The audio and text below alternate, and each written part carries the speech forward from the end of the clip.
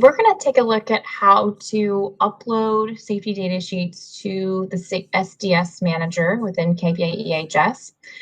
There's a couple of different options. We're going to start with the use case as if you're an individual that has all of your safety data sheets in PDF formats, and maybe they're stored in a zip file or file folder on some computer. How can you migrate pretty easily those PDF files to the product?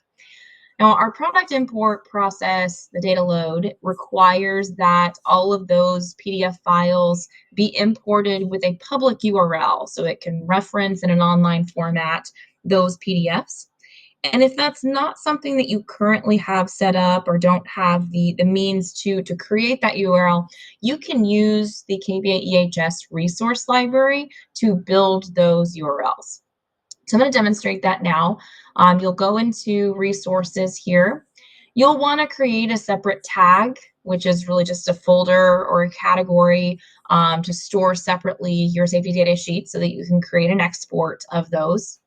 So to create a tag, you'll just click Edit Tags at the top, add the new name at the top, and I added one called SDS, and then save your changes.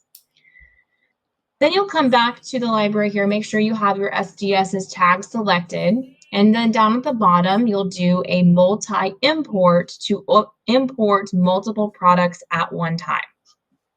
So you can see I have no resources loaded currently, so I'll do my multi-import, and now I'm just going to drag and drop the files that I have. So I have a filing folder here that I'll share.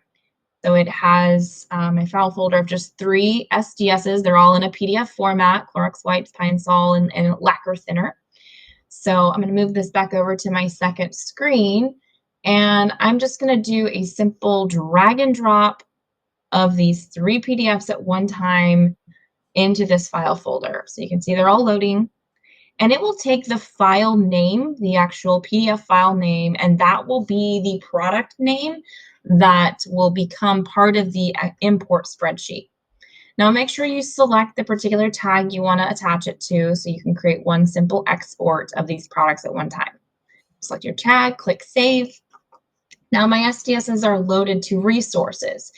My next step is to populate or migrate these SDSs over to my SDS Manager. Loading them to resources is just going to create the SDS import that I need. So once they're loaded, over to the right, you'll see the SDS export option. You can go ahead and click that, and that will export a CSV file directly to your desktop. So here's what that file looks like, and this exports in a format that can be directly imported via a data load process to our SDS Manager. So here I can make modifications to the spreadsheet before I import it. So the site name should not be changed. That is just the name of your actual account, referencing that site that you're going to import SDSs to. The record type should not change. You want to import these as safety data sheets, so SDS should always be the record type. The name is going to be the name of the product, the actual SDS product name. So if you need to make changes to any of those, you can do that here. Now, vendor name is something that you should modify. That's going to be the name of the manufacturer of that product. That wasn't something included in the kind of drag and drop process of PDF. So you can make changes to that now. So maybe I know Clorox is the name of the vendor for these two. Maybe I'm not really sure on the Sherwin-Williams, obviously Sherwin-Williams, but we'll kind of leave that as you can see it defaults to the site name, because you can always come back in the SDS Manager and make changes to it later.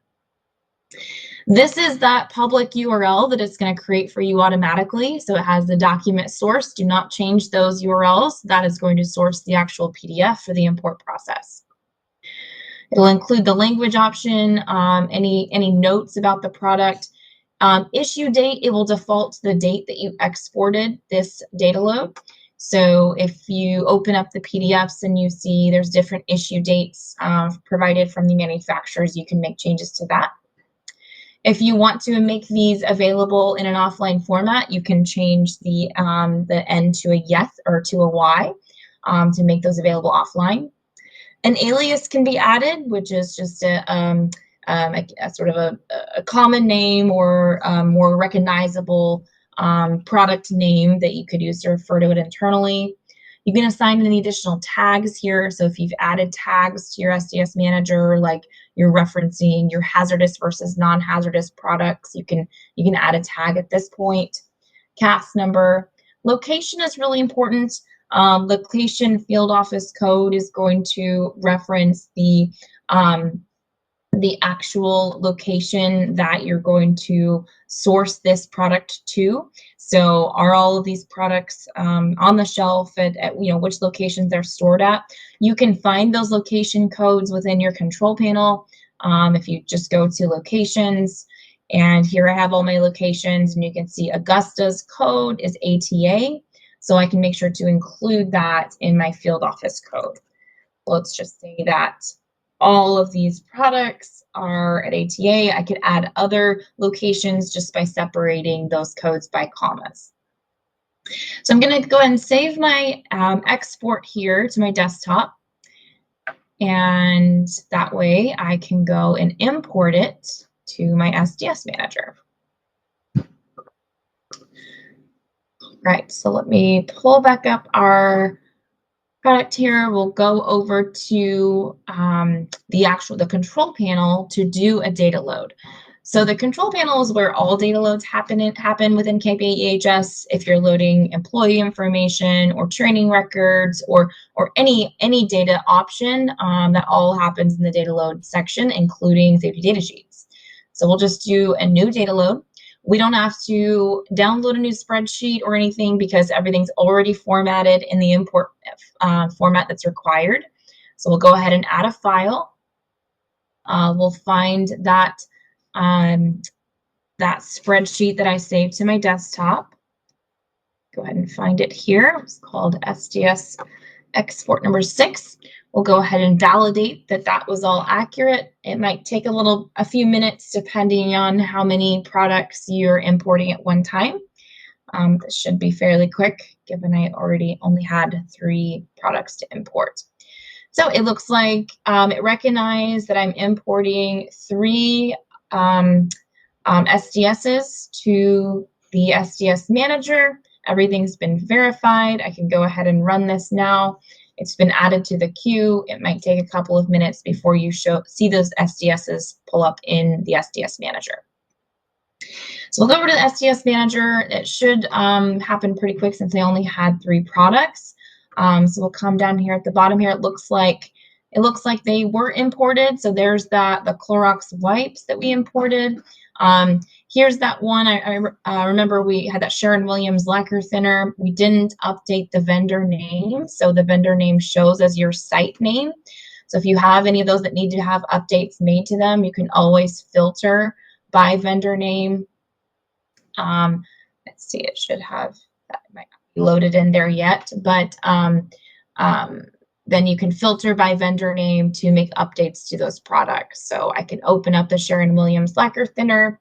I can make changes to it, replace it with a library document. So if you want to have these products continually updated with the new version from the manufacturer, let's say Sherwin-Williams issues a new safety data sheet of lacquer thinner, you can replace it with a library document. And this will actually, you can see, did a quick search based on the product name. You might have to do your search a couple of times in case your product name didn't exactly match the name that was on the safety data sheet. But here you can do kind of a reference, make sure that that safety data sheet is in fact the product that you have on your shelf, and then import it to your list. So that will automatically tie it with the product that you have in the system. You'll automatically get those updates. You can come back into the system now and edit the label, and it's going to be pulling all that label information directly from the KPA sourced safety data sheet library.